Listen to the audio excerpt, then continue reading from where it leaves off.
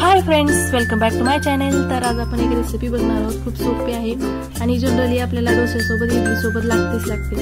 तर आपण ही मस्तपैकी ओल्या खोबऱ्यापासून चटणी बनवणार आहोत। खूप सोपी असते, छान असते आणि आपण याचा कंटाळा करतो बनवायची। तर आपण चला बघू रेसिपी कशी आहे कशी नाही। तर मी मिक्सरचं भांडे घेतले, त्याच्यामध्ये एक ओलं खोबरं घेतले, त्याचे बारीक छानपैकी काप करून घेतलेत आणि आता आपण मिरची घेणार आहोत। 2 ते 3 मिरची घेतलेली आहेत मी। जास्त तिखट असली तर 1 ते 2 घेऊया आपण। तिखट नव्हती त्यामुळे मी 3 घेतल्या होत्या। 1-1.5 चमचा साखर घालायची, चवीनुसार मीठ टाकायचं आहे ह्याच्यामध्ये आणि आपल्याला आता ह्याच्यामध्ये कोथिंबीर टाकायची, भरपूर कोथिंबीर टाकायची आहे।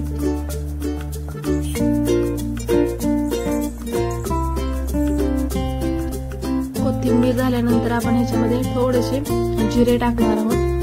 जिऱ्याने खूप छान टेस्ट येते याला। आपण ह्याच्यामध्ये लसूण टाकणार आहोत आणि एक छोटासा आल्याचा तुकडा तो पण टाकणार आहोत आणि ह्यात आपण हे बारीक होणार नाही, त्याच्यामुळे आपण थोडंसं पाणी किंवा थोडंसं ताक, दही काहीतरी ह्याच्यामध्ये टाकणार आहोत। कढीपत्ता सुद्धा ह्याच्यामध्ये टाकून घेतलेला आहे। आपण फोडणीला पण टाकणार आहोत, पण ह्याच्यामध्ये थोडासा मी टाकून घेतलेला आहे। थोडंसं दही टाकून घेतलं आणि मिक्सरला छानपैकी फिरवून घेतलं। तर ही अशी झालेली आहे। याच्यामध्ये आपण आणखी याला दही टाकायचं आहे, त्यामुळे ती अशी दिसते। तर फोडणीसाठी मी इथं थोडंसं तेल घेतले पातेल्यामध्ये, त्याच्यात भरपूर असे मोहरी टाकलेली आहे, थोडीशी कढीपत्ता टाकलेला आहे आणि आपण हे फोडणीचं तेल मिक्सर मध्ये घेतलेल्या चटणीमध्ये टाकणार आहोत।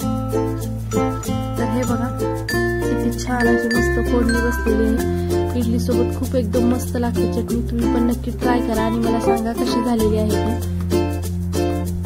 आणि कोणी चॅनेलला नवीन असेल तर चॅनेलला सबस्क्राईब करा आणि व्हिडिओला सुद्धा लाईक करा आणि पुढच्या व्हिडिओची नोटिफिकेशन येण्यासाठी बेल आयकॉन प्रेस करा। तर चला मग इडली सोबत डोश्यासोबत खावा ही चटणी कशी झाली मस्त। बघा किती छान टेक्स्चर वगैरे आलेलं आहे। तर तुम्ही सुद्धा नक्की ट्राय करा। तोपर्यंत बाय।